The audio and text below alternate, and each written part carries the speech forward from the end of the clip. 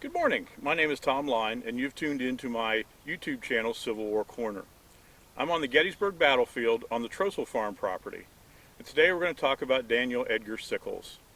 Dan Sickles, where do you start with him? As Gettysburg Ranger Matt Atkinson calls him, Uncle Dan.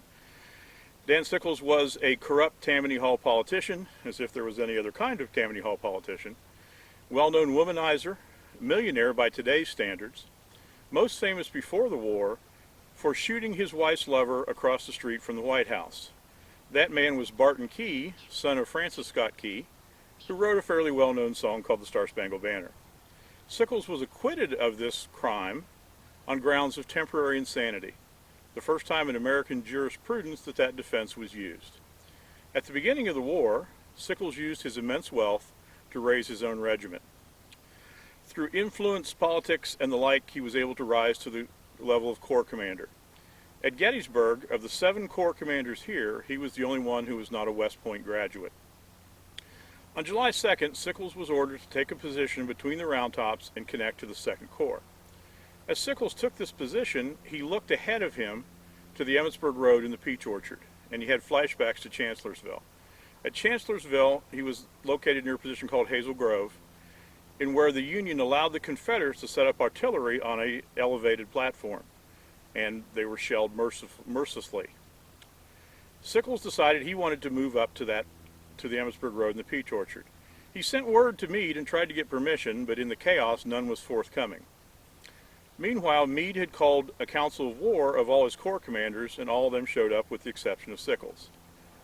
Meade sent one of his aides, his son, out to see where Sickles was or what was going on.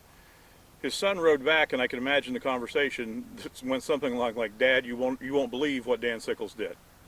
So Meade rides out, finds Sickles on the Emmitsburg Road in the Peach Orchard, and basically says, "What are you doing?" Meade was known to be very blunt. Sickles' answer was, "Well, I advanced to higher ground."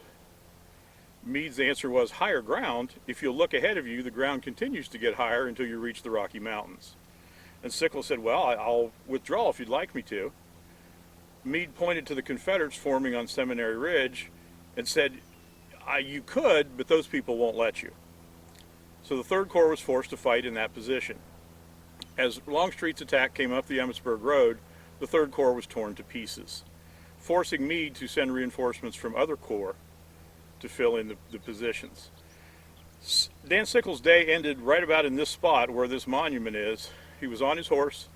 A cannonball hit his right leg, nearly severing it. Did not hit the horse, did not hit any other person. Sickles was taken to the hospital, and later his leg was amputated. Now, if you or I had suffered an injury such as that, we'd probably go home and convalesce. Not Sickles. He got on a train as soon as he was able to travel, went to Washington, D.C., through his influence got an audience with Abraham Lincoln, and told President Lincoln, "I won the Battle of Gettysburg, George Meade almost lost it." So one of the first reports that Lincoln got made Sickles out to be a hero.